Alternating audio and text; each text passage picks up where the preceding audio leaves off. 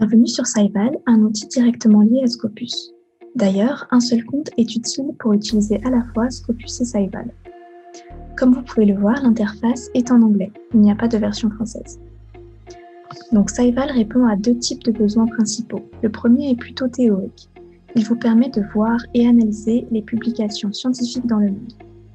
Le second, lui, est plutôt pratique puisqu'il permet de mettre en lumière des niches d'excellence, de voir les collaborations potentielles ou actuelles entre auteurs, laboratoires et établissements.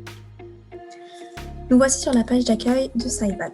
Donc, il y a plusieurs outils qui sont mis à votre disposition et nous allons les voir plus en détail. Commençons par l'outil Overview. Donc, cet outil vous permet de mettre en lumière par domaine de recherche ou par établissement les publications scientifiques, leurs origines et leur évolution. Donc si je fais ici une recherche par domaine, je peux donc soit présélectionner des domaines qui sont préenregistrés dans la base Saival, ou je peux en ajouter de nouveaux. Donc si je recherche un domaine de recherche comme Chemical Engineering, j'ai accès dans le sommaire à plusieurs données. Donc sur le nombre de publications par année que je peux filtrer ici et modifier. Par exemple, de 2015 à 2020. Je peux voir donc l'évolution des publications dans ce domaine de recherche, l'évolution des citations et également un graphique qui me dit plus en détail les disciplines liées à ce domaine de recherche. Donc je peux voir également les auteurs qui publient le plus dans ce domaine de recherche, Chemical Engineering. Donc voilà, ils apparaissent par ordre d'importance. Il en va de même pour les établissements ou groupes d'établissements qui publient en lien avec ce domaine. Donc voilà pour ce qui est de l'outil Overview. Passons maintenant à l'outil Benchmarking. Donc cet outil va me permettre de faire des comparaisons entre établissements dans des domaines de recherche présélectionnés.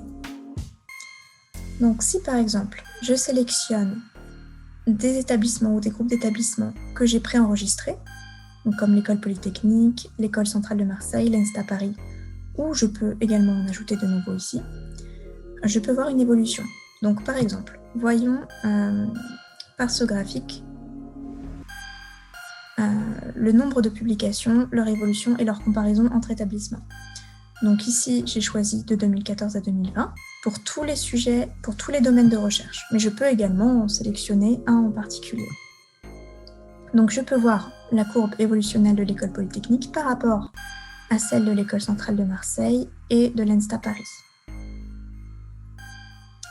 Je peux également avoir ces données sous forme de tableau, si je préfère voir directement ces données chiffrées. Donc voilà pour ce qui est de l'outil de comparaison benchmarking. Voyons à présent l'outil collaboration.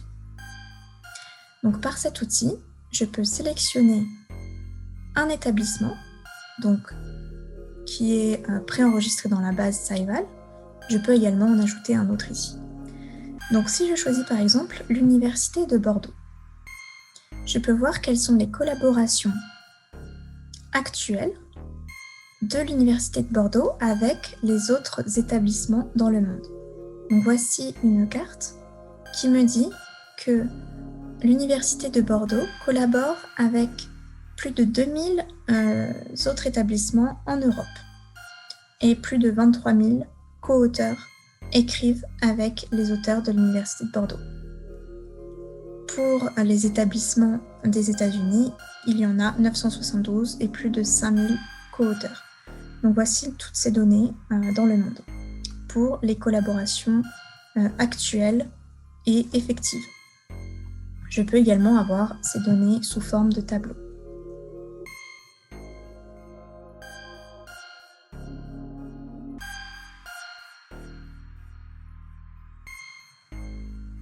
Je peux également voir les collaborations potentielles. Donc toujours sous ma forme de carte du monde.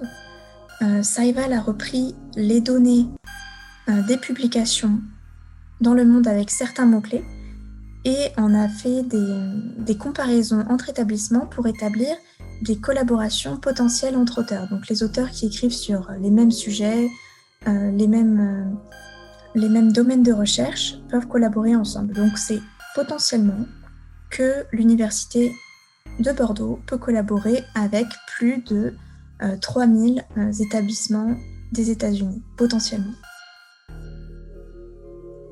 Donc voilà pour ce qui était l'outil collaboration.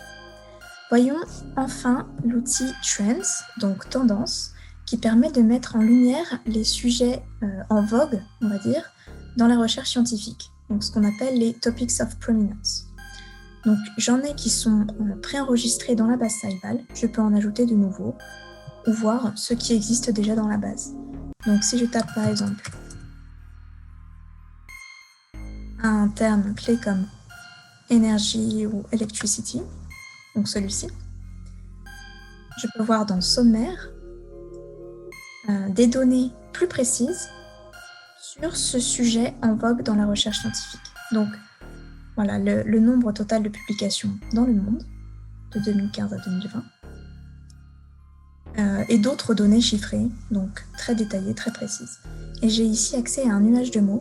Donc en gros apparaissent les mots qui ressortent le plus dans la recherche scientifique et en plus petit ceux qui apparaissent le moins. Donc si je clique sur un mot qui fait partie de ce domaine de recherche, electricity, énergie, etc., je peux avoir des données plus précises sur electric vehicle, par exemple, dans les publications scientifiques dans le monde. Donc voilà une évolution par année de 2015 à 2020 sur l'état des publications et son évolution. Je peux voir également les établissements qui publient le plus par rapport à ce Topics of Prominence. Donc voici l'ordre d'apparition des universités qui publient le plus.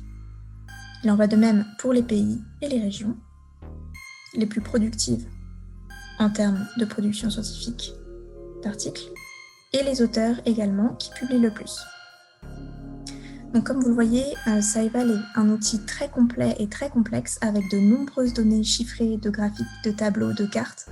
C'est pourquoi je vous invite à utiliser le guide d'aide qui vous serait très utile pour appréhender le fonctionnement complexe de cette base.